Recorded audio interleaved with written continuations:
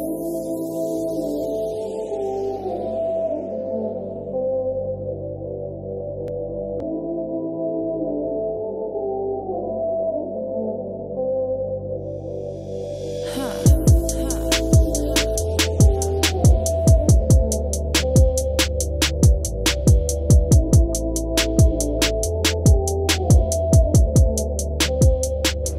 guys, welcome back to Mentorship CEO. If you're new to the channel or you're returning and haven't subscribed yet, hit the subscribe button. It's 100% free. So it's been a while since I posted.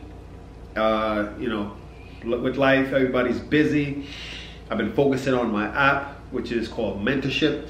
It's on iOS and Android, where you can just sign up for free and be a mentor, or you can find a mentor. And what I'm doing is using your personality, your professional and your personal interests to help find the best match, the best connection. So guys, check it out and comment down below and let me know what you guys think. And also follow me on Instagram, mentorship.ceo, where I post a little bit more content that I do on YouTube, because YouTube is like a process of recording, then transferring on the SD card to the laptop. It takes time, and then having to edit it. Even though I do love and enjoy editing, that's kind of really the reason why I kind of make YouTube videos, because if it's just to make a quick video on Instagram or TikTok, that's way easier, and I guess you can kind of get the same message across, but just in a really short, quick time. So anyways, let's talk about what this video is going to be about. And it's to kind of update on what's been going on with the watches, mostly because that's kind of my primary focus on the YouTube channel right now. And as you can see, I have the Datejust on, and just as much as I haven't been posting on YouTube, I haven't been wearing this watch. It's the Datejust 16233 with the tapestry dial. It's two-tone, 18 karat gold through the bracelet, bezel, and crown. The prices of Rolex is just going up. The prices of watches as a whole are going up, and it's getting to the point where I'm just like, okay, is it gonna go down soon? Should I continue? Should I be buying up watches just in case it continues to go up? Because it's funny, I was looking on OfferUp a few minutes ago, and I saw one of those vintage root beer GMTs that I could have picked up for $5,000 or $5,500 a few years ago. Now I saw it for $13,000, $12,000, $15,000, and it's just getting out of hand. When I purchase items, I want to make sure that it's not a liability, or at least not totally a liability. I want to be able to at least retain the value or get some type of profit out of it. So when it comes to me purchasing watches, because that's kind of what I've been doing throughout the channel, the watches that I purchase, I make a video about, and I haven't really made a new video yet of a new watch, is because I'm strategic when it comes to purchasing watches.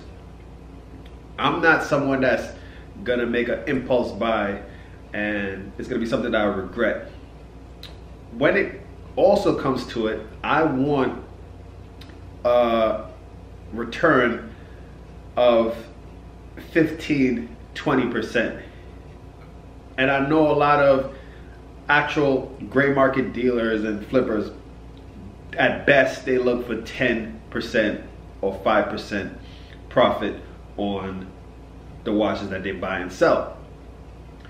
The thing is, and the reason why I'm on a higher return value, because those gray market dealers, that's their job, that's their full-time job. So they have the network and the connections for buyers that would pay that high premium and pay tax on top of it, and it's just ridiculous.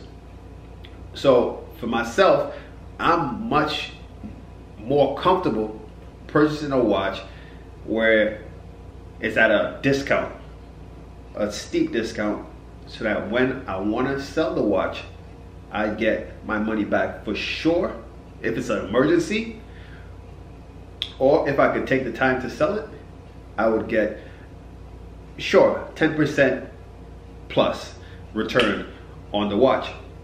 So right now what I'm looking at actually for this week, next week coming, is another Datejust.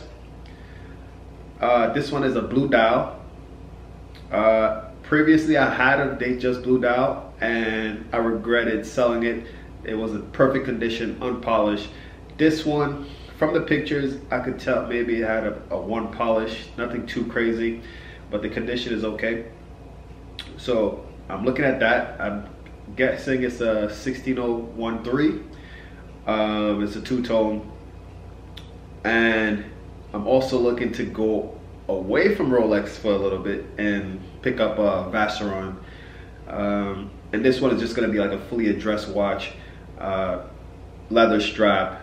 I kind of want to go into having leather straps and not being so flashy all the way around my wrist, where, especially with a two-tone or all gold piece, I want to kind of tone it down, especially for a daily wear. You know, it came to a point where we become so desensitized and comfortable wearing these expensive watches, we forget that they cost $7,000, $10,000, $20,000, sometimes $50,000. You know, it's going into the $100,000s, and we wear these watches not knowing that there's people around us that are becoming aware that these watches are of that value. That being said, we're going through a pandemic and a lot of people are in bad situations, and who knows, you know, some people have their watches insured, and I think some people just have it insured whereby it needs to be in a safe. So if you get the safe taken or broken into, that's where you get the insurance covered.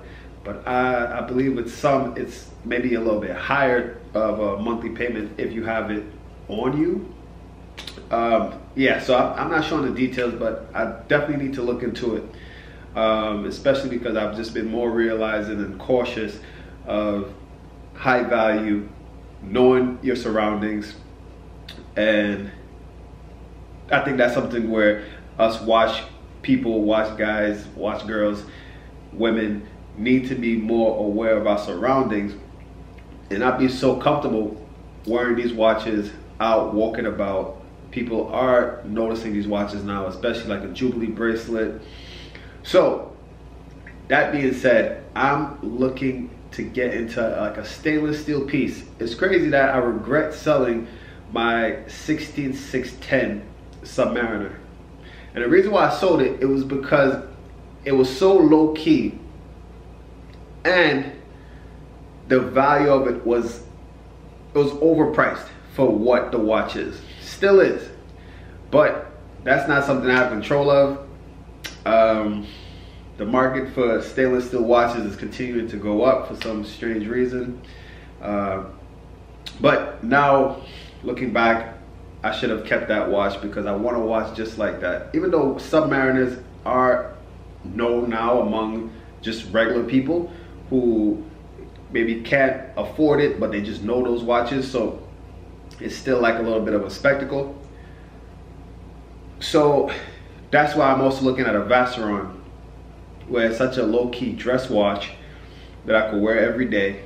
No one really knows, but for people who know watches, they know, and that's all I really care about. I don't really want too much of the show on a day-to-day. So with this video, there's a whole bunch of different things you guys can get from it. It's a little bit of an update, and yeah, I'm always looking for watches. My laptop is always in front of me. I do like auctions, but some auctions I feel like some people overbid, and maybe they get into the competition of it and don't realize at the end you have your fees to pay, and depending on your state you pay taxes. So it just doesn't make sense. So some of these bids, it goes way too much. So I do try to find private sellers where they have a set price, maybe negotiable, and make a purchase. So I will keep you guys up to date and posted on any new purchases that I make a review of it, and hopefully I bring different and new content to the YouTube channel. Until then, go over to my Instagram, mentorship.ceo, give it a follow, and you guys will be able to see really more on a day-to-day what goes on. Also, go check out Mentorship in your app store, iOS and Android.